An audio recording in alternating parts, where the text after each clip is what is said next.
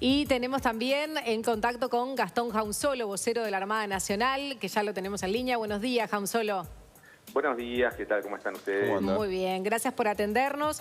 Y bueno, vamos a aclarar un poco cómo fue encontrado este cuerpo, cuáles fueron las condiciones, porque recién escuchábamos al juez de la causa diciendo que esto nunca había pasado en nuestro país. Sí, así es. Si bien nosotros, la Armada Nacional, encuentra cuerpos y diferentes delitos en toda su jurisdicción, un homicidio con estas características no se había visto. Nosotros, en lo que estuvimos cotejando con el Ministerio del Interior, no hemos tenido registros de algo con ese tipo de violencia. Es así que, bueno, esto lleva a una gran confusión y por eso es que la Armada, a través de la División de Investigaciones y Narcotráfico que tiene en la Prefectura, está trabajando en conjunto con las distintas reparticiones del Ministerio del Interior, ya sea crimen organizado, narcotráfico, con todas las unidades que puedan darnos apoyo para tratar de dilucidar. Ya el juez estableció hace segundos cuando ustedes lo mostraban todo ese entorno en el que fue descubierto y la gente que lo está rodeando. Y bueno, y debido a las pistas que se han podido encontrar, es lo que nos ha ayudado a todos los que estamos trabajando en esto para continuar con esa investigación. Bien. Una buena pregunta es saber, si es que se sabe, ¿no? Porque capaz que es una conjetura, ¿cómo es que es la situación? ¿Es un cuerpo que del mar pasa a la tierra o de tierra es que se arrima a la orilla y termina ahí? Porque muchas se manejaron hipótesis, ¿no? Sí, claro, es una muy buena pregunta y es parte de las hipótesis que se están manejando ahora con más fuerza, ¿no? Las dos hipótesis que hoy por hoy se manejan con mayor fuerza, sin descartar otras, es que la persona pudo haber sido asesinada y trasladada hasta allí y haberla dejado, lo cual, si bien cuesta un poco creer que esté allí semi-enterrada y que trasladar a una persona sea más visible, no tiene mucho asidero, pero bueno, no se descarta y tiene mucha fuerza. Y la otra es que esta persona haya sido llevada a bordo de una embarcación y haya sido asesinada en tierra o a bordo de esa embarcación y luego ya maniatada o no maniatada, haber sido arrojada al mar, ¿verdad? Claro. ¿Estaba encapuchado y maniatado? ¿Murió por asfixia o Sí, fue torturado? No. La autopsia arroja que la muerte es por asfixia, ¿no? Lo que no se pudo determinar por la cantidad de días que ya llevaba de fallecido esta persona es si la asfixia fue mecánica, es decir, por estrangulamiento o por inmersión, por simple Por el agua. Exacto. Hablabas recién de la cantidad de días. ¿Cuántos días más o menos? Se estimaban alrededor de 7 días que llevaría de fallecido a la persona.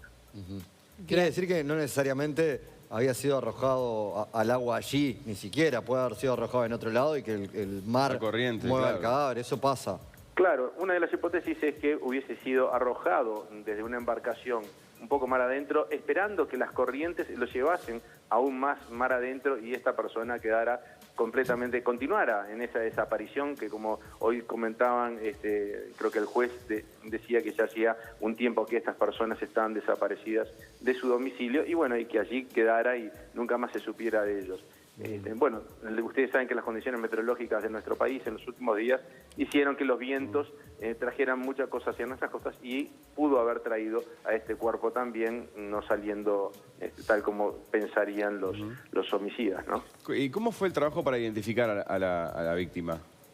Bueno, en un principio, una vez que el personal nuestro de la Armada y de la Subprefectura de la Floresta llegó y dio cuenta el juez permitió que se pasase al forense y que nosotros comenzáramos a trabajar con el personal de identificación civil, intercambiando bancos de datos y lo que se hizo se extrajo las huellas digitales de la piel de esta persona y de esa forma se pudo constatar que esa persona, al no ser ciudadano uruguayo, pero sí al tener antecedentes policiales, porque bueno, ya había sido él y su señora detenidos por falsificación de documentación el año pasado, bueno, estaba el registro de las huellas digitales de esta persona y así fue que se logró dar con la identificación de él. ¿Hay algún otro elemento en la escena del crimen que pueda ayudar a la investigación o no hay mucho más para seguir adelante para saber qué fue lo que pasó y cómo llegó el cuerpo ahí?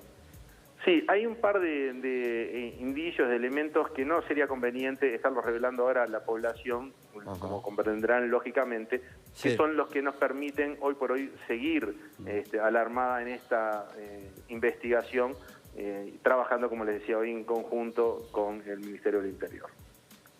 Bien, ¿estaba esposado? ¿Qué eran grilletes? ¿Qué era lo que tenía? No, el cuerpo se encontraba con los brazos detrás y esposado en sus muñecas, y luego sus tobillos también sujetos, pero por un precinto plástico, y luego sí la cabeza encapuchada y también sujeta con un precinto. La boca la tenía con un leuco, como para evitar que pudiese hablar, pero realmente también la característica de cómo estaba colocado el leuco, con una violencia grande, en el sentido de que estaba muy presionado, no era solamente para evitar que hablara la persona, sino también para generarle un daño a la persona. Bueno, era parte de las características que pueden resultar un poco morbosas, lamentablemente, pero bueno, estoy dando para que... Pero bueno, es la información de lo que se tiene. ¿Algo de lo que tenía las esposas, los grilletes, se consigue todo en el mercado local? Porque como se está manejando que es un crimen que podría tener algo que ver con una organización internacional... Sí, si bien se puede conseguir en el mercado local, bueno, hay determinadas cosas que nos pueden dar algún indicio de por dónde continuar con toda esta investigación. Pero sí, son fácilmente adquiribles, ¿no?, dentro del comercio de nuestro país. Bien. Jausolo, ¿la Armada también está realizando algún tipo de búsqueda de las otras personas? Porque se sabe que dejaron la casa Los Cerrillos hace un tiempo, pero no se sabe nada de la esposa de Wollensak y tampoco del acompañante. Y en algún momento manejaron hasta que, bueno, dijeron capaz que asesinaron a los tres. Sí, así es. La Armada sigue dirigiendo esta investigación, pero como les decía, trabajamos también con el Ministerio del Interior y estamos ahora abocados a tratar de encontrar a la señora de este hombre y a la otra persona que también trabajaba allí en la casa, para, bueno, de esa forma continuar, cerrar, atar algunos cabos y poder seguir adelante. Muy bien. Gastón Jausolo, muchísimas gracias por este contacto y toda la información. Que tengan buenos días. Adiós. Igualmente, hasta luego. Esto es una de las cosas curiosas del Uruguay, ¿no? Que al ser un cuerpo o un problema que pasa del agua hasta la calle, ¿no? Pasa a ser de prefectura y de la Armada. Claro. Si a vos te afanan en la playa, vas a prefectura, ¿no? Si te afanan saliendo de la playa en la Rambla, ahí vas a la policía. Es una cosa extraña. Es una paradoja y esto es una debilidad que tiene el sistema, porque digo, la Prefectura Nacional Naval es es policía marítima, está con el estatuto militar y tiene tarea policial pura, digo, tiene sus servicios de investigación, prefectura científica, que es como una policía científica, y casi que no se cruzan los datos. O sea, si hay denuncias de hurto, por ejemplo, en una playa o un hecho grave, no tan grave como este, esos datos no son los que maneja el Ministerio del Interior, no se suman, quedan como en un limbo donde los números varían. Qué problema. Habría que corregirlo. Robert, ¿cómo has visto este caso? La verdad que la historia tuvo un giro, por más allá. Lo primero era el crimen, una persona asesinada, esas características, pero después la historia que tenía este hombre alemán. No, sin duda. Vos sabés que cuando me convocaron para venir hoy estudiando el tema, digo, manejando la crónica periodística, que es lo que estamos viendo y lo que decía ahora Jausolo y algunas autoridades como el juez y alguien más que pudo haber hablado, es un hecho que llama la atención, digo, ¿no? Pero hay elementos que, analizándolos, a vos te permiten hacer algunas inferencias, como por ejemplo... Explicarlo, ¿no? Explicar lo inexplicable. Claro, vos decís, bueno, a ver, vos tenés que trazar una perfilación que es basado en la escena del crimen, tratando de entender y encontrar un agresor desconocido o agresores desconocidos. Ya en principio te digo que no es una sola persona, digo, el criminal, digo, en este caso, por las características en las que aparece el cuerpo. ¿Por qué? Estás hablando de más de una persona, digo, las ataduras, el perfil, digo, de las esposas, agarres, o sea... Era un hombre grande, además. Por eso, ahí te da la impresión de que, imagínate además que te impresiona como que fue, primero para generar realmente mucha violencia sobre la persona. Hacerlo sufrir. Que sintiera ese sufrimiento y casi con impedimento total. O sea, no fue un traslado que te llevé en un auto sentado en el asiento. Probablemente lo hayan trasladado. Viste que hablaba de mucha presión con el leuco en la boca, onda que no hubiera ninguna posibilidad de emitir algún tipo de sonido, quizás en el traslado, antes de incluso de matarlo, ¿no? O sea que pudo haber sido perfectamente dejado abandonado, haber sido tirado en el agua o no. Lo del agua es relativo también, porque los depredadores, digo, a nivel del Río de la Plata, o sea, si vos tirás un cuerpo al agua, hay mucho cambio, ¿no? Y eso de alguna manera, a nivel de médico forense, lo va a detectar. Pero te llama la atención lo de las esposas, lo de los precintos, y a su vez eso lo tenés que atar a la realidad de dónde viene este hombre, la historia que hay atrás, ¿no? Ahí con las preguntas que le hacíamos a Jaunzuelo parecía tener que ver algo de lo de las esposas con cómo seguirá la línea de la investigación. Ahora, ¿por qué estas cosas no se pueden decir en este momento? Él nos dice, no, esto es mejor no revelando a la población. Ellos están obligados por un tema del proceso penal, digo, con el tema del presumario, digo, y además por un tema Pero juega el hecho de que no estén las otras dos mujeres desaparecidas por ahora. Yo te digo la verdad, tal cual viene, acá tenés un par de elementos para analizar, digo. Esta persona ingresa al país con documentos falsos. Digo, ya estaba requerida, digo, por las autoridades europeas. El ingreso a Uruguay, bueno, sabemos que hay debilidades. Ustedes lo notaban con el tema de hijab, digo, también, ¿no?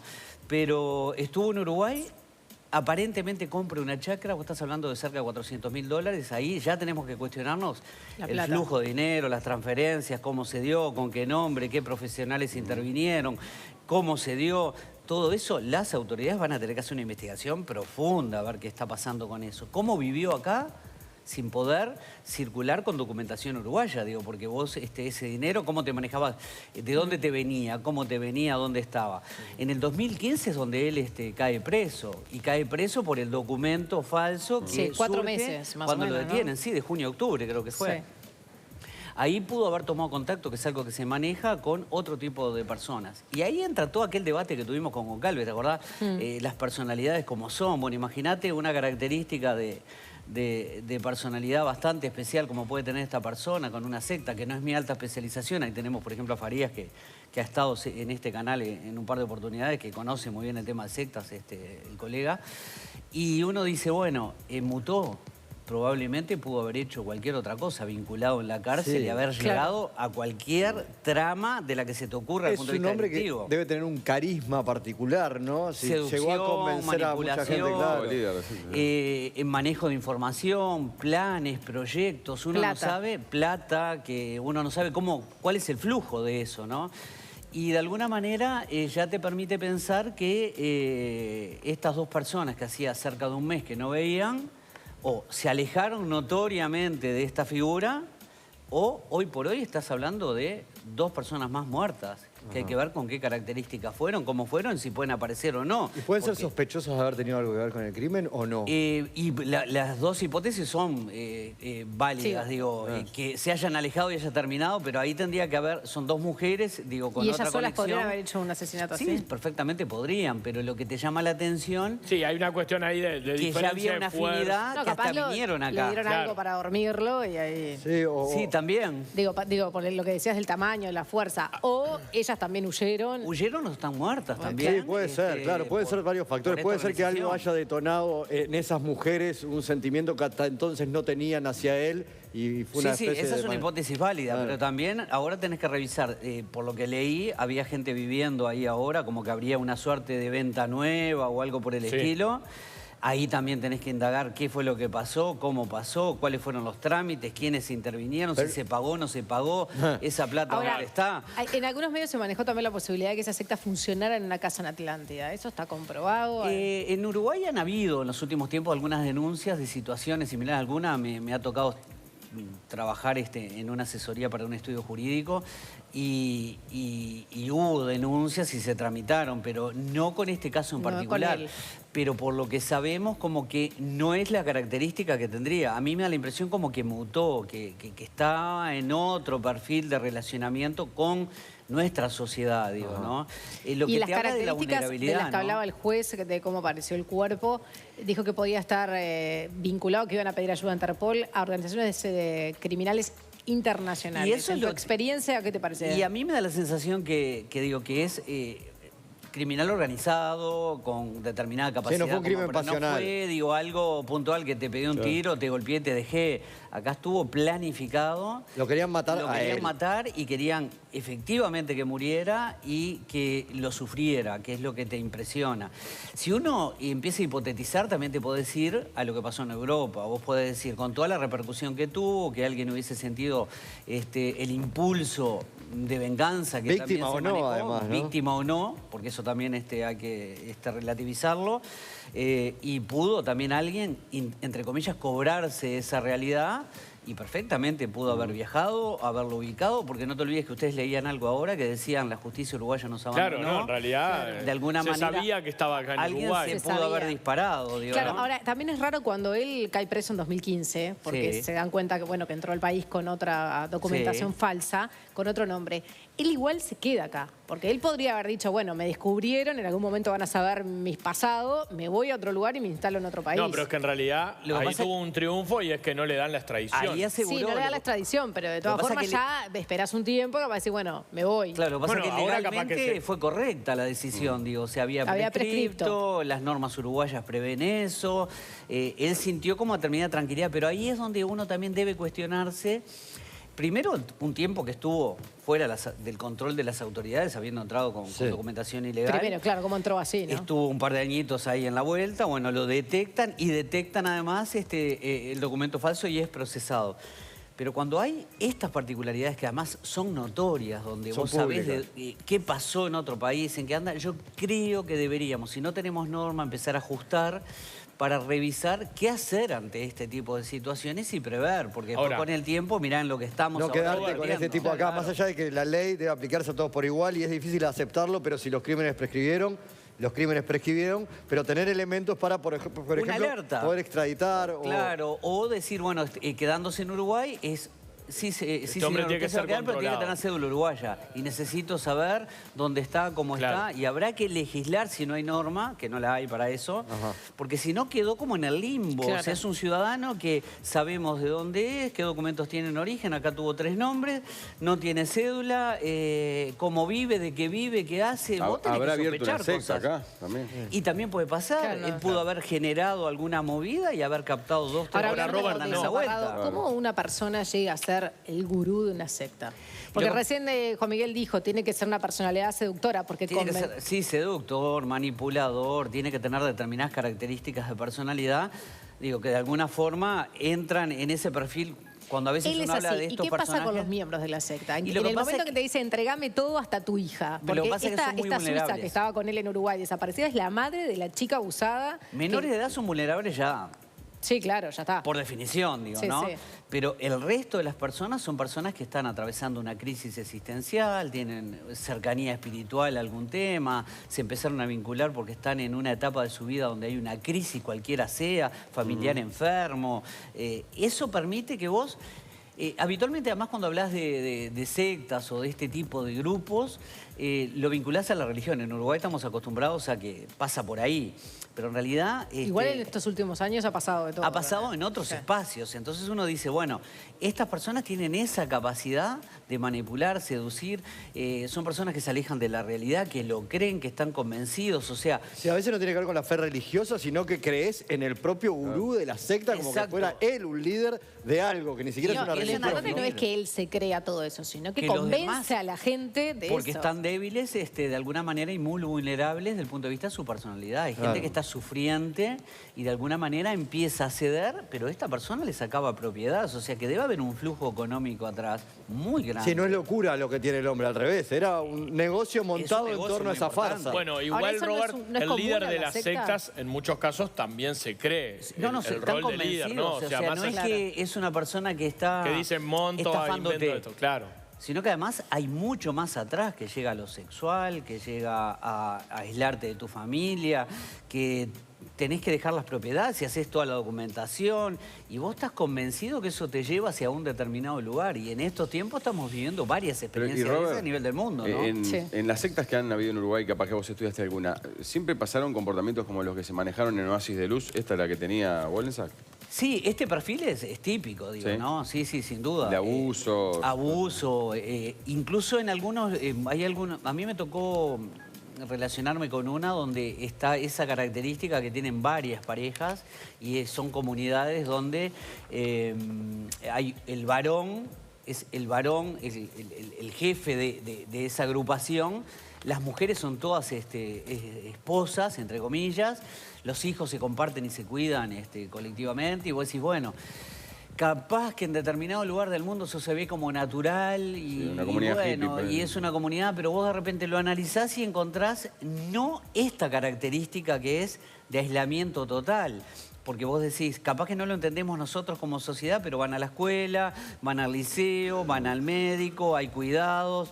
Bueno, es más público, es más notorio. Es diferente cuando eso se encierra, encapsula y genera lo que planteaba esta persona en los libros. O sea, de alguna manera lo que vivía. Sí. Robert, si te parece, vamos a repasar. Hace un ratito estábamos viendo frases de una de las víctimas de este alemán, una joven que ingresó... ¿Cómo, perdón? Catarina. Catarina, que ingresó con 10 años. Y dijo, Arno dijo que era tiempo de que yo perdiera la virginidad. Chris, 20 años mayor que yo, sería el encargado de hacerlo. En este caso ni siquiera fue él, o sea, fue otra persona de la secta. Después dice, casi la mitad de los hombres dormía con menores y los demás adultos lo callaban. Continúa, dice, Arno no va a ser castigado por sus crímenes. Esto significa una nueva herida, porque el abuso sexual no fue el único. Y tiene una última que tiene que ver con la justicia uruguaya, que dice, nos abandonó, lo cual me lleva a cuestionarme si Arno no sobornó a alguien, no sería la primera vez. ¿Podría haber sobornado a alguien aquí en la justicia uruguaya? Lo que pasa es que, en realidad tenés que entender cómo funciona la norma, digo. O sea, cuando hay un pedido de extradición, tiene que ver si hay acuerdos entre esos países, se aplica la norma más benigna, hay que ver qué tipo de castigo tiene en el lugar donde se requiere, que se cumpla con todos los procesos legales. Bueno, este tema de la prescripción no es menor. Entonces, claro... Qué difícil es entenderlo igual, Claro, ¿no? Cuesta para el que no está en el sistema, pero digo, sin duda fue ajustado a derecho la definición de nuestra justicia, pero sí también hay que entender y separar. Este sentimiento de lo que ustedes planteaban es el de una víctima y es correcto, perfecto y lo siente así. Claro, porque pasa eso es un caso público, porque las víctimas, como en este caso y como la persona que escribió el libro y que dio entrevistas, contaba todo con lujos de detalle. Claro. Y se sabía que el hombre vivía en Uruguay, en un campo y no pasaba nada. Ahora, pensar que puede estar vinculado digo, en el lugar de la víctima... Y puede pasar, pero en realidad va a surgir ahora. Digo, si hubiera algo de eso, surge. Robert, digo, lo que puede haber pasado es que tras esa decisión de la justicia, alguien que estaba detrás de él haya dicho, si no, no va a haber justicia contra él, yo lo voy a ir a buscar. Justicia por mano propia perfectamente puede ser, sí, claro que sí, porque ha pasado, va a seguir pasando.